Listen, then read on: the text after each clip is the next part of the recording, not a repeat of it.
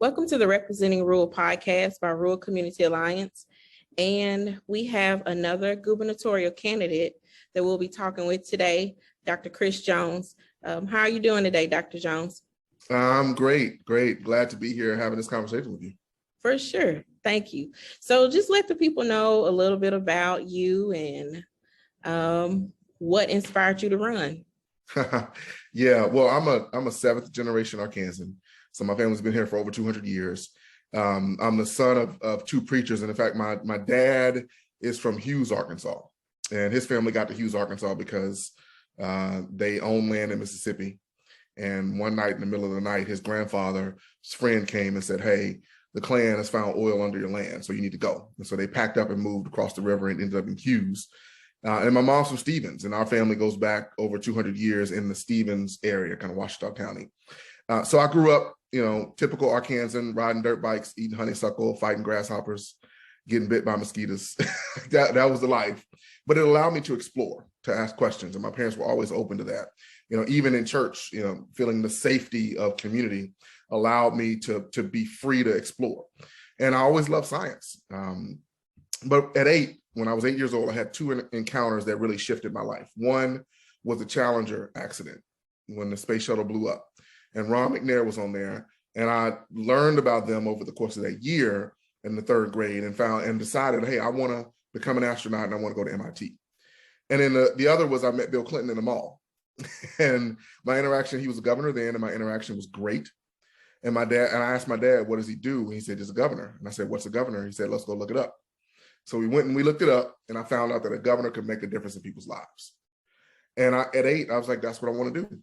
So my journey took me to Morehouse College for physics and math, to MIT for nuclear engineering and a PhD in urban planning. My wife's an ER doc and an Air Force veteran, and we have 3 beautiful girls. And we came back home to serve Arkansas. And so here we are. Here you are. So that's kind of your story of how your family made it to this state, and what did you get to overall, like, what inspired you to run for governor? Yeah, I mean, it was that interaction. I mean, seeing how much interacting with Governor Clinton, how much he listened, how much he cared about people, and finding out that actually a governor can solve problems. And I always wanted to solve problems, and they can make a difference in people's lives. And the reason that was so important for me is because my grandfather, who had a 3rd grade education and he was a truck driver, would always say, big man, get an education, because when you get it in your head, no one can take it out. But the other thing he said was, use every gift God gave you to serve someone else. So I was always looking for and listening for how I could serve, and I was inspired. And then I'll say now, so the question is, why now? Now, when I look back at my life's experiences, I understand urban planning and planning in general, how large-scale systems work together. I've run organizations before. I not only have experience in the problems we face now in infrastructure, in education. I was a dean for 10 years. I taught high school for a year. My mom's a lifelong educator. And in jobs and economic development, I've run nonprofits and run organizations, and I help start companies. But I also have the experience to see around the corner, to see what's to come, both challenges and opportunities. Having lived outside of the state, but always loved the state, I can sort of see 2-3 steps ahead where we might need to be. And I'm excited about both addressing those challenges that we face, but also seizing opportunities around the corner. Now is the time for you, huh? Okay, so if elected, what are you hoping to accomplish as governor of Arkansas? Yeah. So our overall campaign message is faith, hope, and hard work. And that sort of goes back to my own life's journey, having the faith in the things that are unseen, having a hope that things can be different, and then being willing to put in the hard work. In terms of an agenda, as I've listened across the state, before I launched the campaign, I was listening. We listened when we launched and did a 75 county tour, hit all 75 counties from Huntsville to Harrison to Ashdown to Wabaseka, Gould, Stevens, Stamps, you name it. And what I've heard consistently is that education matters, infrastructure matters, and economic development matters. And so our key theme is pretty simple. We want to spread PB&J across the state. And I'll tell you what PB&J is, but first I want to talk about why spreading is so important. And you think about a bad peanut butter and jelly sandwich. It's clumped. And so you take a bite and you might just get bread. In a good sandwich, you spread the peanut butter all over every crack, every crevice, and you layer layers of jelly all on top. And every bite you take, you get some jelly and some peanut butter. Well, PB&J for us is preschool, broadband, and jobs. And the reason that spreading is so important is because in the Delta and South Arkansas, the resources have been left out. They've been clumped in Central Arkansas and Northwest Arkansas. Now, you can spread PB&J without taking away from Central and Northwest Arkansas. Mm-hmm. And so we believe that every region across the state, North Central, Northeast, the Delta, South Central, Southwest, Central, West, we all need resources, particularly preschool, which is education, broadband, which we all need. We couldn't have this conversation if not for broadband. For sure. And jobs. Yeah. High quality jobs. So an equitable PB&J sandwich. There it is. There it is. There it is. And look, when I go back to my dad's hometown of Hughes, and I see how much devastation is there, when the school closed, and it became an abandoned building, and resources left and never came back in. But I also see that folks are still working hard. Oh yeah. Still trying hard to hold everything together. So with a little bit of help, they can flourish. Mm-hmm. Same with Pine Bluff, where Main Street was popping. And then there was a period of time when it started to collapse. But now with the reinvestment in Pine Bluff, you're starting to see growth again. We can do that in every small town across the state. And to me, that's what's going to push the entire state up. Right. So you brought up Hughes. I'm sitting in the former Elaine High School building. So we kind of went through the same situation, but long ago, 2006 was when this district was mandated to consolidate with another district. So it took a while, but RCA, we started the cybersecurity IT training, and we brought it to 5 of the communities. So we, of course, we're looking for a way to reuse these buildings and make it spaces for our community. So on that same line, that being that Elaine went through this whole consolidation, Hughes the same thing. What would be your way of uplifting these communities? I know you went into it a little bit, but specifically, these communities are all across the state. We have Perrin, which is in Central Saline County. Yep. We have Delight down there in Southwest, Parkin up there. So what would be your plan to help these communities? Because families, children still live here. Right. Piggott, Rector, so here's the deal. I think first you start from the philosophy, the idea, the belief that these communities have assets. And it's a positive asset-based thinking as opposed to a deficit-based. Some people look at communities and say, oh, there's an abandoned building. That's nothing but devastation. Let's keep on moving. Mm-hmm. Well, you saw an abandoned building and saw an asset. And by the way, the work that you all are doing in cybersecurity and IT is, to me, the sort of around the corner thinking. It's a growing and booming industry, and it's an opportunity for us to train people to take advantage of that growing and booming industry. That's sort of an around the corner thinking. But I'll give you a definite example. Eliza Miller, the Eliza Miller School in Helena, West Helena. It was an abandoned building. The community got together and said, this is an asset. And when I was at the Arkansas Regional Innovation Hub, we worked with the Eliza Miller School, the community, the various groups there, and said, hey, we can help you create an innovation hub. So now that building is the Eliza Miller Opportunity Hub, where they're supporting small businesses. They're creating a farm to table network. They're doing training for residents there. They're offering office space for people to come in and house their business.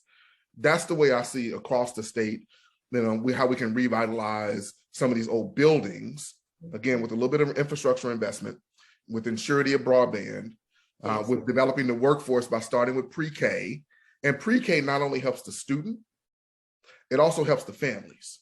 Because if my kid's going to pre-K, now I'm freed up to go to work, to start my business, to do things like that. Yeah. I mean, that's an example in the community of what working directly with the community, it now has flourished into a vibrant place. We can do that all across the state. Yep. I know my story of when my son was in pre-K, I guess daycare. I had to work another job just to fund him going to daycare. That's not a unique story. So what would you do around, well, you mentioned pre-K, but that's 3 and 4, right? That's a 3 and 4 year old age. Absolutely. Absolutely. So would you do kind of the same thing for those before they get to that age? So parents wouldn't have to work another job to fund daycare and things like quality daycare. I mean, pre-K is a part of the, it's a piece of the overall infrastructure, right? Of the overall system, you know. And when I think about it, as you mentioned, they're parents who, by the time you finish working and you've been away from your kid, you just barely have enough to pay for pre-K, for childcare. Mm-hmm. And so some people make the choice to just stay home. Yeah. And they're keeping their kids at home. And we know that kids that go to pre-K are more likely to read by 3rd grade. They're more likely to read at grade level. They're more likely to graduate on time from college. They're less likely to go to prison, and they're more likely to have a living wage job. So pre-K is an important block that goes in. But I'm glad you brought the other point, though. As we put the pre-K block in different places that don't even have anything, then we can then add another layer of after school time for K to 12. Yeah. We add another layer of after school and out of school network. So the Arkansas Out of School Network that's doing a phenomenal job. Yeah. We add another layer of before three-year-olds for childcare and making sure it's quality across the board. We add a layer of making sure that we're feeding kids breakfast, lunch, and snacks, because at the end of the day, if I'm hungry, I can't focus. Mm-hmm. And so to me, but the key part is that big rock of pre-K. Once you get the big rock of pre-K in place, then you can begin to build things around it. And again, there are some places that already have pre-K. We support that. Mm-hmm. The thing about Arkansas, we did a great job years ago. We started the ABC program, A Better Chance. We started with a $11 million investment. And then over the next 10 years, we put $100 million in that program. But then over the last 10 years, we only put like $2 million into it. Mm. So that program itself is grossly underfunded, and it needs to be expanded to cover the whole state. So those are tangible things that we can do that I believe will begin to set up small communities for success. And that's the key. Okay. I guess in the same vein of education, I attended the debates, APA Day of Debates last week. Yeah. And I'm really concerned about K-12 public education, especially for rural places, especially for districts that are in the Delta. So what would be your K-12 education plan? What would you want to see? What would be your plan for rural districts and districts that are in the Delta? What would be your plan for those places? All over for sure, but I'm gonna be selfish with asking about rural places. Rural of course. I mean, and here's and the thing about it is, Arkansas won't flourish until the Delta and South Arkansas and very, very, very, very, very rural places flourish. Period. We won't. So there are a couple of things. You know, one, my mom's a lifelong educator, and she was an educator of educators as well. She retired only because she had a stroke. And after that, we made her stop going in, but she loved it. And I bring that up to say that there are so many educators that love what they do, and they're really good at it, and they're exhausted, and we're wearing them out, and we're stretching them thin, and then we're stretching them some more, and we're not giving them the frontline supports that they need. So a few things that matter. One, we have to pay our teachers well. We have to pay our educators well, K to 12 across the board. But that also means for areas that are more difficult for people to go to, meaning folks don't often want to go to DeWitt. Folks don't want to go to Stamps or Gould in terms of large numbers. We incentivize it. You incentivize it by giving them extra pay. You incentivize it by providing some supports for purchasing a house in that area. Like, there are things you can do to incentivize folks going to very, very rural areas. That's one step. The other piece, sort of as I think about, I'm reflecting on my own hometown of Pine Bluff. Last statistic I looked at, there were about 90% of the kids in Pine Bluff that do not read at grade level. So how do you support? And this is the case for so many rural communities. Yeah. You go in, and there's AR Reads as a program that already exists and successful, and you ensure that we're investing in our kids so that they're reading at grade level. Because if I read at grade level, I'm more likely to actually show up in school, and I'm less likely to act crazy in school and act up, which then improves the environment, which then gives teachers the space to actually teach and educate, which is what they want to do. Yeah. So those are just a couple of things in terms of the K-12 pipeline. Of course, we need to bring back arts. I'm a huge science guy, science and engineering, but the science, technology, engineering, and math does not work unless you also bring the creativity and the arts part in. That's what makes it work. And we have to take care of our body as well. So we need to make sure the kids are spending time exercising and outside. Now, of course, we can get into the nuances of how do we move away from the testing culture into a sort of critical thinking learning culture. Those things matter and would help, and particularly in the most rural areas. So, and then actually, I will say one other thing. Our facilities are in many places are just trash. They're just outright trash. I'm sorry. Hate to be so blunt.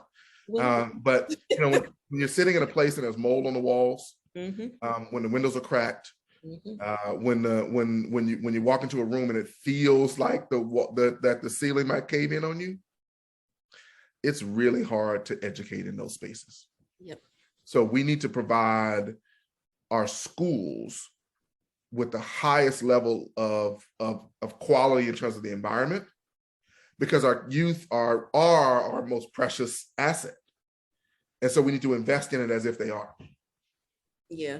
I don't think that's been realized enough, how much the spaces, especially put yourself in a child's shoes. You're in this space for most of the day, then you're awake. Yeah. And I mean, especially these days, they're so smart. They see that this is not the best facility, or people in another location have better things than we do. And that for sure, has an impact on behavior, in everything, I feel.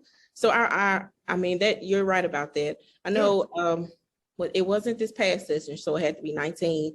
The funding structure did change a little bit. So districts that are poor will be able to receive more funding as far as facilities are concerned, but there's still a lot of work that needs to be done around it. So we have infrastructure dollars from the federal government.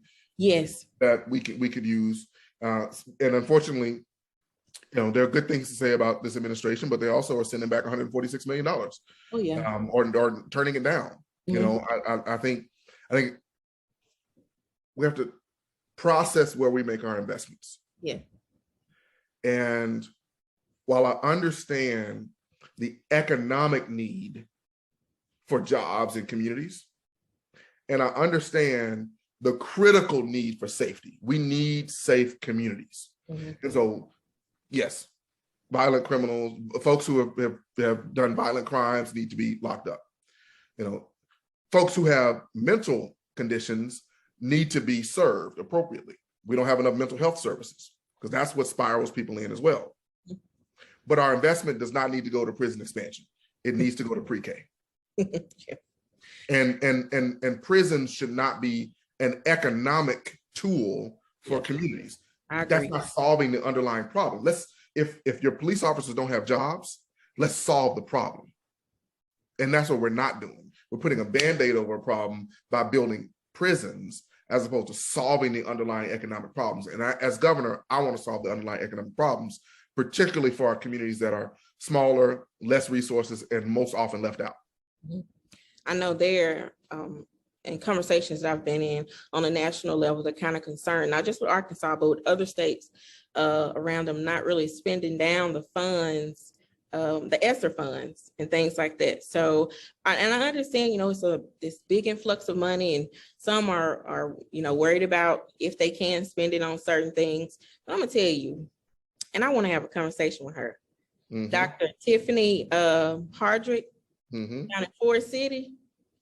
I think she could give a lesson All right now. on what to do with your ESSER funds and funding, period. Just being innovative with that funding.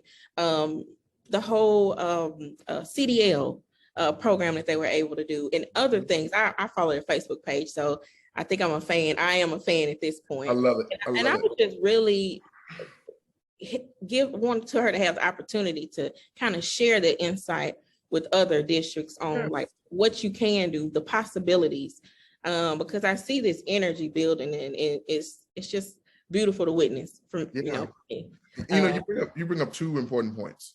And one, we have solutions in our communities across the state. We have the solutions and the people who've solved the problems and are solving the problems. Let's lift those folks up. Let's say, hey, here's a model that's working in Hamburg. Here's a model that's working in Huntsville. Let's lift it up and see if it can work elsewhere. The other piece is that we make things more complicated than they should be. Look, a lot of times I can say it ain't rocket science. And I know rocket science, so I can tell you the difference. If you go to our website, our Department of Education website, that's more difficult to navigate than rocket science is. You go to our Department of Motor Vehicles, our Secretary of State website. Those are more difficult to navigate than it is for me to navigate a third order differential equation to get a spaceship to Mars. And it shouldn't be that way. Yep, that's true. But that's something we can fix both of those. We can lift up people and shine a light on the leaders in communities that are actually doing the work. And we can completely simplify this process that's way too complex right now. So I think we already went over my next question, which is what are you committing to do if elected? And I think you already hit everything, but is there anything you think you may have forgotten or you missed out that you're committing to do, that you're steadfast that this is something that you will do if elected? Yeah, I mean, certainly, and this is because I've heard it across the board in all the 75 counties I've been to, again, from Louisville to West Memphis, and that's preschool broadband and jobs. We need preschool everywhere. We need broadband everywhere. And we need an economic development focus in particularly the smaller areas, particularly the rural areas, and small in number, not small in might, not small in genius, not small in heart. The sort of other key pieces that I think about, one is, I would say it's not tangible. You can't get your hands on it, but it's real. I believe that the people most impacted by decisions need to be at the table when decisions are made. And for too long, Pine Bluff, Hughes, Stevens, McNeil, Magnolia, Wabaseka, Gould, they're not at the table. So the governor appoints almost 1,000 seats to boards and commissions. It needs to be folks outside of Little Rock and Northwest Arkansas on there as well. And they need to have an authentic voice. By doing that, then we create a table that can actually solve problems for everyone. That then allows us to do a couple other things that are very important, which are healthcare, ensuring that our rural places have healthcare. My mom, I mentioned she had a stroke. Now, the healthcare in Pine Bluff is good. The healthcare in terms of the state in Little Rock is stronger. She happened to be in Little Rock when she had that stroke, and I was watching her. She was in the car, and I saw her face droop and her speech slur, and we immediately called the ambulance. And within 5 minutes, she was in the hospital. Within 5 minutes. Now, imagine if she was in Arkansas City. Imagine if she was in Diamond City. And in fact, in Madison County, they only have 2 ambulances. And a man died of a heart attack because the ambulance was on the other side of the county. And if it had been there, and that makes no sense. Right. So healthcare matters in our rural areas if we really care about them. And then, of course, our voice matters, and that's voting rights. Making sure that everyone has access to voting rights. And we're closing voting polls. We're putting in barriers to voting. And that's the way we use our influence and our power. So those things would matter as well. Creating a table where there's an inclusive voice, healthcare, and voting rights. We have a vision for a just and thriving rural Arkansas. So when you touched on the whole ambulance situation, healthcare it definitely, it has to be a part of all of this conversation. Even when we're talking about telehealth and things like that, but just the basic of the ambulance situation. I had a wreck in 18, and it took the ambulance, I know, over an hour to get to me. And one thing was the 911 address. And I know the last session, they did address some things around that as well. But it should never, take that long. And it just makes it harder for people to stay in rural areas when they're faced with things like that, not even having access to the basics. So thank you for hitting on. Can I add one other thing on that, please? Yeah. So we have this conversation about, is government too big or is government too small? We are government. It's us. In Arkansas, our motto is the people rule. So we are the government. But 2, it should be serving us. We should be serving each other. Now, what does that mean? That means that there's a certain role for the private sector. Private sector produces jobs. Private sector is an economic engine driver. There's a certain role for the nonprofit sector. And there's a role for the government. And one of the roles of the government is to provide this infrastructure that the private sector won't invest in and that the nonprofit sector can't directly address because it's not service oriented. They shouldn't. What does that mean? Our 911 and our emergency call system. The government should be providing towers and call systems so that then allow individuals to be safe. Quality education, that's a constitutional requirement. Yeah. So there are certain things, roads and bridges, safe roads and bridges. Yes. We have almost 200 bridges in Arkansas that are qualified as at the bottom of the barrel, which means they could collapse anytime. Over 200 bridges. So these are things that the private sector is not going to invest in building new bridges. And they shouldn't. Right. They need to be driving innovation. They need to be driving jobs. But the government sector can provide that foundation. If we do that, and I'm telling you, if small towns had broadband, the opportunity for quality education, and really basic important infrastructure, companies would come in to those areas. I believe it. So that's the role. And I think the government should stay in its lane, do what it does well, and then let everyone else do what they do well. So what are some of the foreseen obstacles to accomplishing your PBJ, your equitable PB&J sandwich? What are some foreseen obstacles? I know things will pop up, that no one will expect, like COVID did and things like that. But what are some things that now that going in, if you're elected, okay, this is something that I'll have to tackle and work on? Yeah, one big one is, it always comes back to money and how people are going to decide where to make investments and where not to make investments. And so there's a challenge, certainly to say, hey, doing A will cost $100 million to make sure it's equitably spread. Doing B will cost $100 million to make sure it's equitably spread, but we only have $150 million. So how do you make those decisions? Mm-hmm.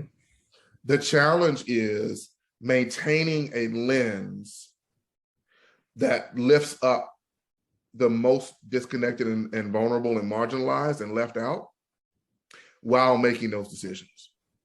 And when I say the challenge is, it's only a challenge because our system has run so often off a small group of people making decisions for everyone. And so we don't even know how to bring somebody from Hamburg to the table to talk to somebody from Little Rock or Fayetteville about an issue that cuts across both areas. The good thing is that when I did my work at Dudley Street Neighborhood Initiative in Boston, that was a core part of what we did. We brought CEOs together with first generation immigrants who were residents in the neighborhood, who barely spoke English and who didn't have any education in America. And collectively, they brought their collective brilliance, and everyone was brilliant, to the table, and that's how we solve the problems. That's what we can do in Arkansas. You don't need a PhD to have a solution to problems. You need a seat at the table and a voice at the table. So I think that's one big barrier. I think the other barrier is ensuring that people stay engaged. For oftentimes, there's excitement around an election. There's excitement around an issue. And what we need to do is stay engaged in between big issues and stay engaged in between big elections. I think you solve that by creating structure and structure and opportunity for people to be engaged. But so those are the two big things that I think would stand out. Of course, there'll be folks that disagree, but I believe you can always find key points where you can latch on to people. And let me give you one more, actually. So my wife is the state medical director for disaster preparedness. She's trained and prepared. She served in Afghanistan. She was working the finish line at the Boston Marathon bombing, working as an ER doc. So she saw it, experienced it, felt it, right. But she has a rich experience with preparedness. And one of our challenges is not being prepared for the unexpected that will certainly come. We know another pandemic will come at some point. It's going to be unexpected. How do we prepare for it? We know tornadoes are going to come. They're going to be unexpected, but how do we prepare for them? Like, we know these things will come. It'll be unexpected when it arrives, but we should be ready. And as governor, I would work to make sure that we are ready for the unexpected, because when we're ready for the unexpected, we can recover and move on very quickly. And that's what we should do. I know I have some more questions. I know the Biden administration, they were here last week, I think, doing an announcement around watershed funding. And when you mentioned natural disasters, that's what popped up in my head. So it's 93 million, 92 million. It was a nice little piece. Nice, and it was for, I think, Phillips, like counties in the Delta that have experienced significant flooding. Yes. And there are more moves around making USDA funding or federal funding period more accessible to rural communities. So in that same vein of you saying that structure is needed for people to stay engaged, what advice would you give to communities to kind of ready themselves for applying for their federal funding or petitioning their cities? Because sometimes we have some communities have mayors that may be comfortable in situations where they are and not bringing anything there. So what advice would you give to communities that have been disengaged intentionally over the years to really get out there and speak up and advocate for themselves? Yeah, I would say don't lower your voice. Keep speaking up. Don't be embarrassed by not knowing. And look, what I realize is that I know less than 1% of 1% of 1% of 1% of stuff. So like, there's way more I don't know than what I do know. So every day I wake up, like, I get to learn something new. And a lot of times communities, because you're not in the seat of power and influence, because you don't have a lot of resources, a lot of the standard resources readily available. You got resources, they're not maybe standard ones. Mm-hmm. We think that, well, I should take a step back and I should stay quiet, or I don't deserve this or that. Every community in Arkansas deserves to be served, period.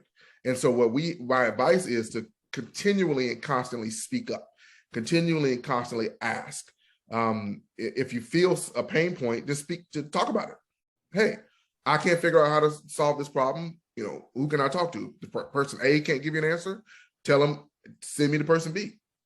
So don't give up on pounding the drum and making the drum beat is one piece of advice that I would give. I think the other piece of advice I would give is there's power in coming together, right? So regions could come together. You get 2 or 3 counties that are close, that are co-located. Now, instead of one county having to carry the load, we get 3 counties together and say, well, let's first sit down and figure out what's the landscape. What do we know that's available and what's not available? What are the challenges? What do we know? Because in Clay County, in Craighead County, there are several points and several levees that are at the point of failing. And those levees, when it rains, they create floods that wash off into farms, which decreases the productivity of those farms. They've gotten together and sort of spoken out about, well, here's the challenge. How do we get resources to address the challenge? And they're getting some resources. So this idea of, let me work with my neighbors on problems that they probably have as well, and create these regional clusters that can then solve the problem or get the resources. Yep, regionalism. Yep. We do our work in regions. So that's exciting to hear. And I feel like more from even the government standpoint, they're starting to realize that, we will fare better if we work in regions. And so I'm ready to see that all develop. I feel like I have so many questions in my head to ask you that I didn't write down, but I think I'll put a pin in it right now, and hopefully I can catch up with you another time, or of course, invite you back closer to November. If you pass the primary. There you go. Primary May 24th. Early voting starts May 9th. Let's get as many folks out to vote as possible. And here's the thing, I'll say this. Number one, it's critical that we all go vote. Oh, yeah. Choose who you want to vote for, as long as you go vote. Number two, I would love for folks to vote for me. I would love for people to pick up a Democratic ballot. And whether you're Democrat, Independent, Republican, you can still pick up the Democratic ballot and vote Chris Jones for governor. But most importantly, I want you to vote. Like that is the key. You got to get out of it. And the reason that's important. Let me tell you a quick story. Ayanna Presley? Yes. She's a Congresswoman, Ayanna Presley. So before she was elected, I was actually in her district. And so I knew her when she was a community activist. Okay. And the congressperson, Mike Capuano, came to my office when I was running the organization Dudley Street Neighborhood Initiative.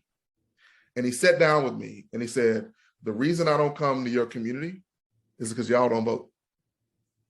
He looked me in the face and said that. Wow. And Congresswoman Ayanna Presley knew that was what was going on. She got folks to show up and vote. And after they voted, she continued to listen. Wow. Now, you might not always have a Congresswoman Ayanna Presley. Right. You more likely have a Congressman Mike Capuano. But get this, he was sharing his thinking. If we show up and vote, then leaders will show up in the community. It should not be that way, but it's true. It's the truth, yeah. The places that vote the most are where elected officials go. Now, as I am running a race that says we're going to all 75 counties, whether you currently vote or not, because we want to encourage everyone to ultimately vote. And if I'm blessed to serve as governor, I will still serve all 75 counties, whether you voted for me or not, or whether you didn't vote at all. But the importance is not everyone thinks like that. So how do you get resources? You show up and vote.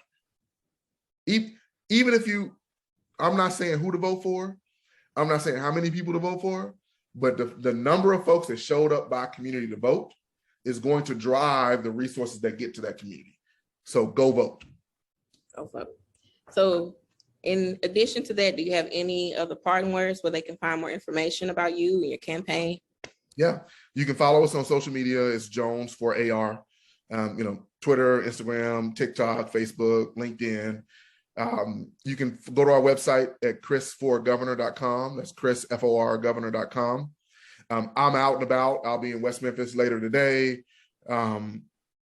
I'm popping up all over the place. So if there's something going on, I'd love to show up and meet with folks. Doesn't matter the size of the group. I'm happy to have conversations because I can learn from one person as much as I can learn from 100 people.